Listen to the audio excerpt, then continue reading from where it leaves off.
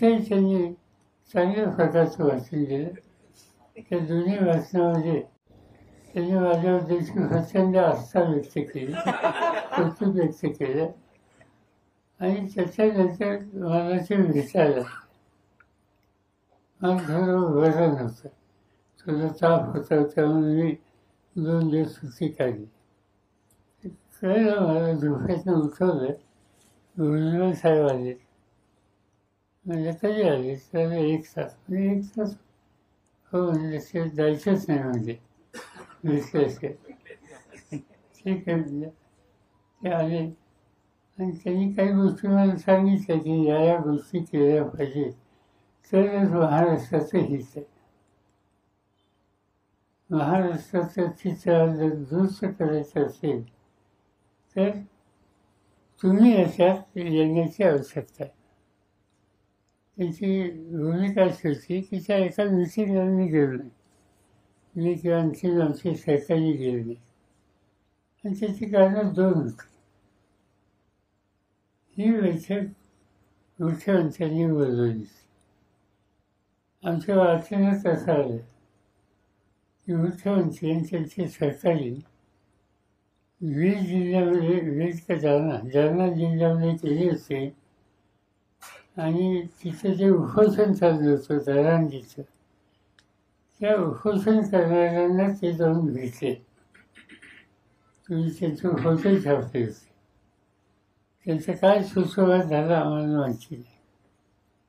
तो सुसंवाद झाल्याच्या नंतर थोड्या दिवसांनी उपोषण सोडलं आणि नव्या मुंबईमध्ये जरांगे पाटील आणि मुख्यमंत्री यांचा एक संयुक्त कार्यक्रम मी पाहिला. तुम्ही कदाचित छापलेला होता तेव्हा माहीत असेल. याचा अर्थ काहीतरी त्यांचा डायलॉग होता, तो आम्हाला माहीत नव्हता.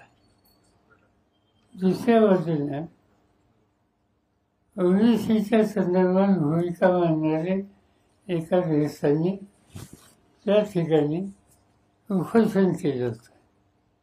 त्यांचं उपोषण सोडायला राज्य सरकारची 4-5 मंत्री ही त्या ठिकाणी गेले होते. त्यांचं काय बोलणं झालं माहिती नाही, तुम्ही छापलं नाही आणि त्यामुळे त्यांच्यातला सुसंवाद आम्हाला माहीत नव्हता. आमचं त्याच्यातल्या मिटिंगला न जाण्याचं कारण एकच होतं की यातल्या दोघांशी सत्ताधारी पक्षाचे लोक बोलत आहेत. एक जरांगे पाटलांशी बोलत आहेत, एक ओबीसीवाल्यांच्याशी बोलत आहेत. आणि दोघांच्यातले काही लोक बाहेर येऊन काही मोठी विधानं करतात. पण त्यांचा प्रत्यक्ष डायलॉग काय झाला, प्रस्ताव काय होता, हे ना पब्लिकला माहिती ना आम्हाला माहिती. आणि म्हणून आम्ही असं ठरवलं, जोपर्यंत जरांगे पाटलांना काय कमिटमेंट सरकारने केलेल्या आहेत त्याचं वास्तवचित्र आपल्यापुढे येत नाही आणि दुसऱ्या बाजूने ओबीसींना जे काही कमिटमेंट केलेले आहेत त्याचं फॅक्च्युअल चित्र आपल्यापुढे येत नाही, तोपर्यंत जाऊन चर्चा करण्यात अर्थ नाही. ही माहिती आधी त्यांनी आम्हाला दिली तर त्याचा विचार करू शकतो. पण त्यांनी 40-50 लोकांच्या तुलनेत तुमचं मत मांडावं असं काहीतरी सुचवल्याचं वाचलं, आम्हाला ते काही योग्य वाटत नाही. आणि दुसरी गोष्ट अशी की आग्रह काय आहे त्यांचा, विरोधकांनी त्यांचं मत द्यावं. राज्यकर्ते हे निर्णय घ्यायचा अधिकार यांचा, सुसंवाद त्यांनी साधला आणि विरोधकांनी आमचा विचार काय तो पहिल्यांदा सांगावा, त्याच्यावर आम्ही निर्णय घेऊ.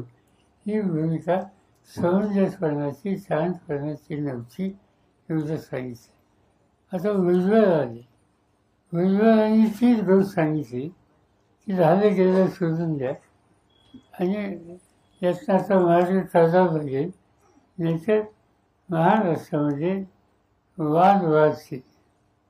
आता स्पष्ट सांगायचं म्हणजे की या लोकांनी जी वक्तव्य केली ती वाद वाढवायला मदत करणारी होती. त्यांनी मार्ग काढायचा असेल तर सामंजस्याची भूमिका राज्यकर्त्यांनी घ्यायची असते. आणि ती राज्यकर्त्यांनी भूमिका कितपत घेतली हे मला माहिती नाही, ते दिसलं नाही. त्याच्यामध्ये आपण बघितलं तर त्याच्यात वाद वाजवण्याची अवस्था त्या ठिकाणी झाली. म्हणजे या सगळ्या गोष्टीच्यामध्ये जे कोणी होते चर्चेला, म्हणजे सरकारच्या वतीनं, त्याच्यात मुख्यमंत्री होते, भुजबळ होते, देवेंद्र फडणवीस होते, अजित पवार होते आणि आणखीन काही लोक होते. आता या सगळ्या लोकांनी ती बैठक घेतली, त्यातनं काय निर्णय घेतले हे आम्हा कोणाला माहिती नव्हते. आणि आम्हा लोकांना बाजूला ठेवून हे सगळे निर्णय घेऊन आता शांतता प्रस्थापित करण्यासाठी शरद पवारांची गरज आहे असं मार्गदर्शन भुजबळ यांनी मला केलं. ही गोष्ट काही नाकारता येत नाही.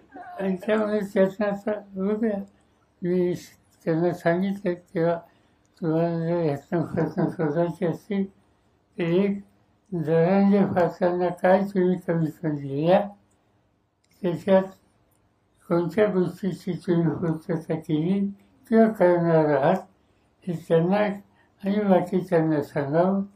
आणि ओबीसीला त्यांच्या हिताची जपणूक करण्याच्या दृष्टीनं जी काळजी घेणं आवश्यकता आहे त्याही संबंधीची जी काही तुम्ही कमिशन केली किंवा व्यवस्था केली त्याची माहिती ही तुम्ही आमच्यापुढे सादर करा. जरूर याच्यातून काही चांगलं निघत असेल तर त्याला तुमच्या चोरीची धोरणं, दृष्टिकोन या सगळ्या गोष्टी विसरून पुढे जायला हरकत नाही. आज शांततेची गरज आहे याच्याबद्दल माझ्या मनात शंका नाही.